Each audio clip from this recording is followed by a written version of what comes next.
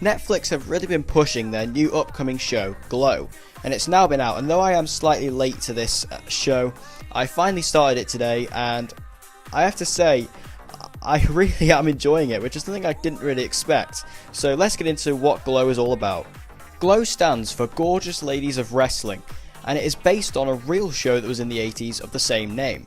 And it basically follows this woman named Ruth, who is a struggling actress trying to find her way in, I believe it is Los Angeles, and that she stumbles across this audition for Glow, of this new kind of all-female wrestling show, and she gets involved with all these other wrestlers, and it's actually quite an interesting concept, and the way they implement it in the show is actually really well done.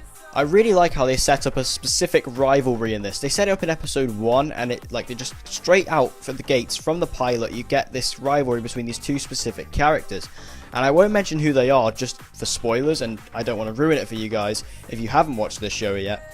But there is a really good rivalry setup, and it's done in quite an organic way that you don't realise is going to be a rivalry at first, and then when it happens it all makes sense, and I actually really enjoy that style of storytelling.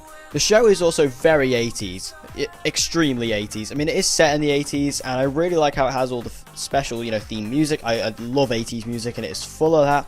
It's full of bright colours and, very exotic set backgrounds, and I really enjoy that just because, especially when you look at all the wrestling costumes, it is very much an 80s thing.